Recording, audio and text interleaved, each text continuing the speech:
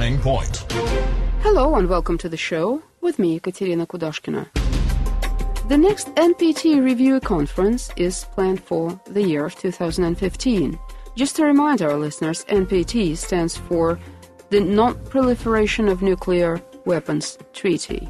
So these conferences are held every 5 years, and last time, back in 2010, the nuclear powers restated their commitment to and I quote, diminishing role for nuclear weapons in security policies to minimize the risk that these weapons ever be used and to facilitate the process of their total elimination, end quote.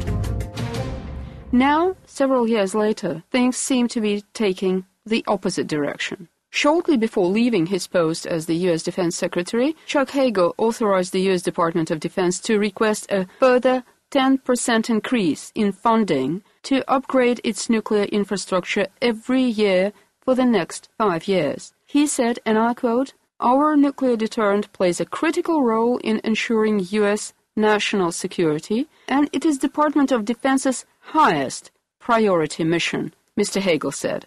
"No other capability we have is more important," end quote. So, does that imply that the NPT is dead? And this is something we are discussing with our guest speaker, Professor Anush Ehteshami of Durham University in UK. I think it's too early to write it off. I think it's also dangerous to write it off because this is the only internationally binding treaty that we have which can hopefully prevent, but at the very least control, proliferation. And its failure would come at great cost to all of us. And in that regard, then, I hope that, this is not the end, that when the occasion of review comes up in 2015, we can really begin to look at the weaknesses of the treaty and find ways of overcoming those elements. Professor, but what do you think has been standing in the way of its successful implementation?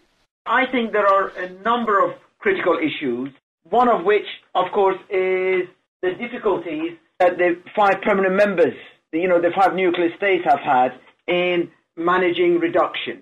None of them, it seems to me, has any interest whatsoever in reducing the nuclear thresholds below a level which then becomes visible to everybody else.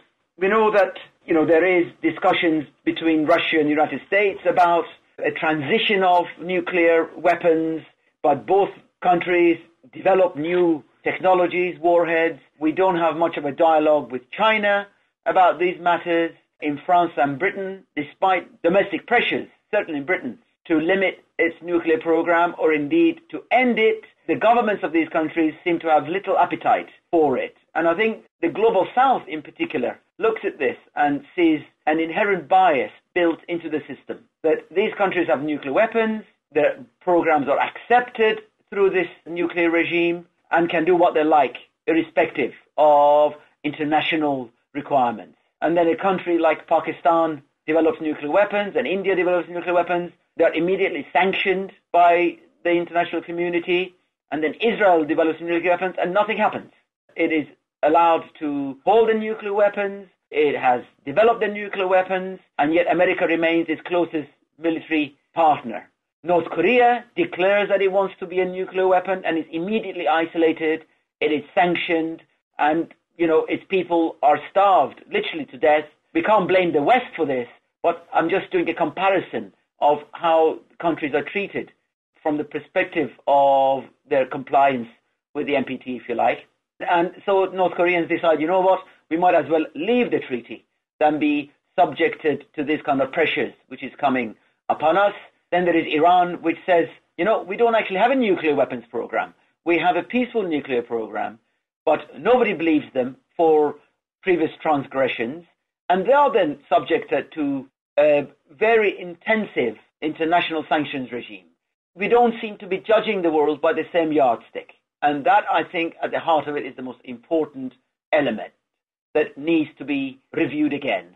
And, when the review takes place, when they look at the additional protocol, which requires a more intrusive investigation and presence of international inspectors in countries like Iran and elsewhere, that they actually look at all the countries with potential nuclear programs equally. This is what every Middle Eastern country wants, that says, look, tell us if Israel's got nuclear weapons and bring it within a controlled international regime. If Pakistan has this nuclear program, make sure that it is part of a broader discussion about counter-proliferation or limiting nuclear proliferation. At the moment, we just kind of marginalize, bypass, dismiss, sanction, or ignore this process which is going on globally. Our guest speaker is Professor Anush Ehteshami of Durham University in the UK. Burning Point. And like you're saying, the discriminatory approach is still there. And could it be a reason why all those attempts to hold an efficient conference on creating a WMD-free zone in the Middle East are a failure? Is it the double standard approach? I think that is absolutely the key issue, that there is double standards. At least that is how the parties see it. For the Arab countries, certainly, before the Iran crisis blew up in 2002, Israel was always in their sight. A nuclear weapons country that was never questioned for its clandestine nuclear program. While the rest of the region has been calling for a nuclear weapons-free zone, for example, in the Middle East, Israelis and the West have not engaged in that discussion at all with the rest of the region. And it is that kind of double standard which is obviously taxing the other countries' patience and their attitude towards the international regime. And, they also, though maybe not correctly, also cite what happened to Gaddafi in Libya, where some see cynicism in the West's approach, that the minute he gave up all his defenses in terms of a nuclear, chemical program, missile program, he was totally vulnerable to internal and external pressure.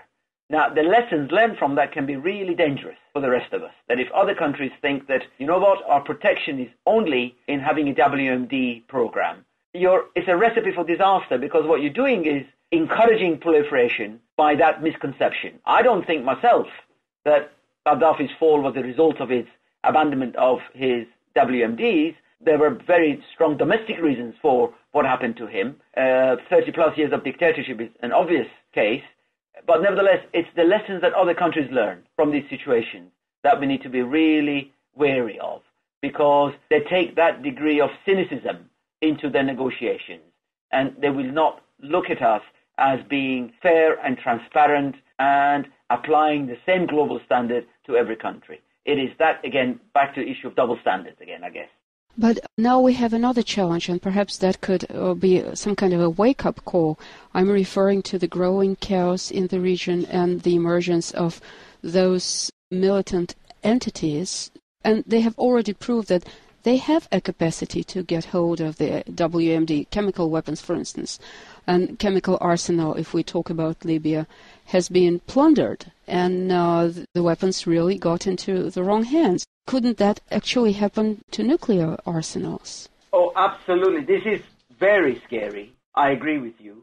And we need to be so cautious about this and about uncontrolled proliferation. You may recall when the Soviet Union was dissolved, Russia and the United States made a very conscious effort to make sure that the nuclear-related material in Kazakhstan would not be spilling over into wrong hands.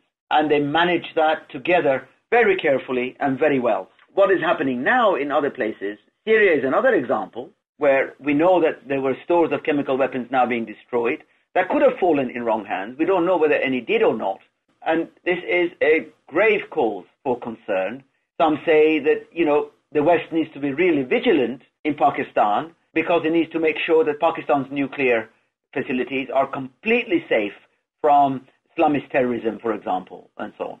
So proliferation increases, if you like, multiplies the dangers of insecurity for those countries and their citizens, but also for the rest of us. And uncontrolled proliferation through non-state actors is something that the regime, the nuclear regime, just doesn't have any means of dealing with, because it is so focused on the state.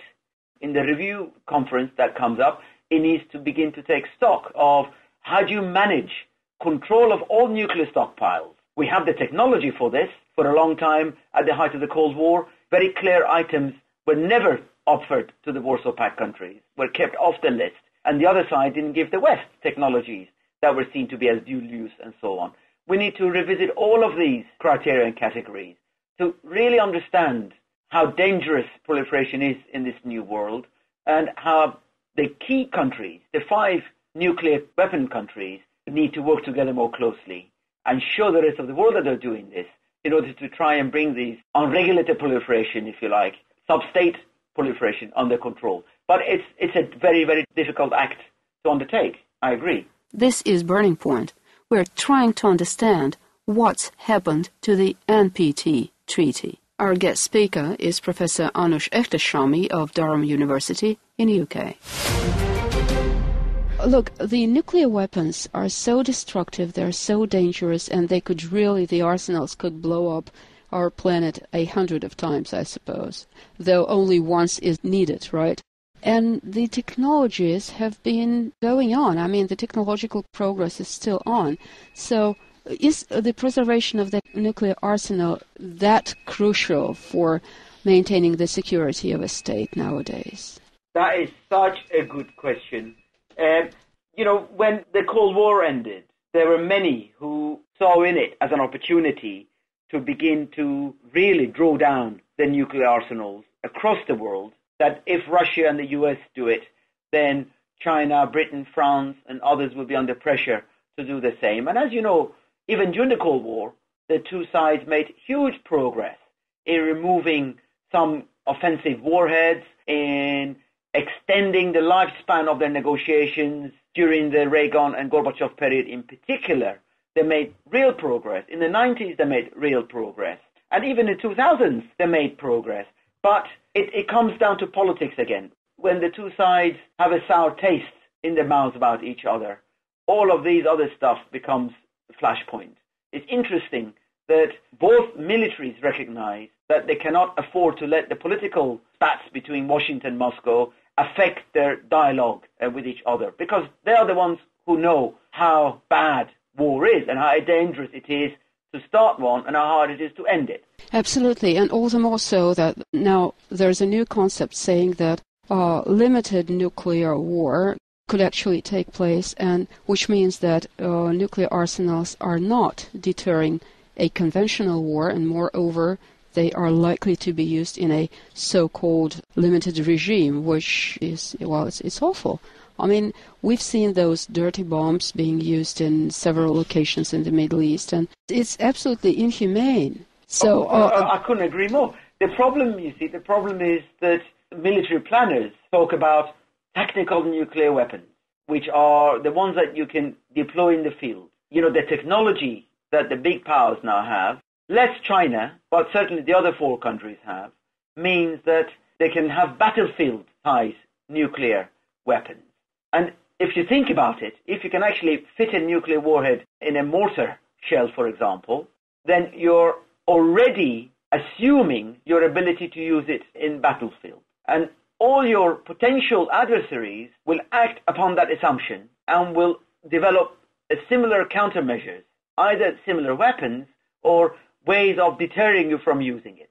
And then you get yourself down the same cycle of proliferation and utter madness as it comes down to it, because there is no such a thing as a safe battlefield nuclear weapon, because you cannot control the fallout from the nuclear device once it's been fired. It can harm that particular environment for hundreds of years. It can destroy the neighborhoods outside of the battlefield for hundreds of years. What could possibly justify a military planner to even think about having nuclear weapons in battle? It is totally, as you say, inhumane. And yet that conversation is being had through defense ministries, and it is really dangerous. And the non-nuclear weapon states in particular become really worried about it, because how do they know that those nuclear countries which have battlefield weapons will not use them against them? What defense do they have? Absolutely nothing. And this is the world of the 18th, 19th century, not the world of the 21st century. Professor, thank you very much. And just to remind you, our guest speaker was Professor Anush Ehteshami of Durham University in the UK. Well, and with this we end this edition of Burning Point, brought to you by me, Ekaterina Kudashkina. Thank you so much for staying with us. Goodbye and take care.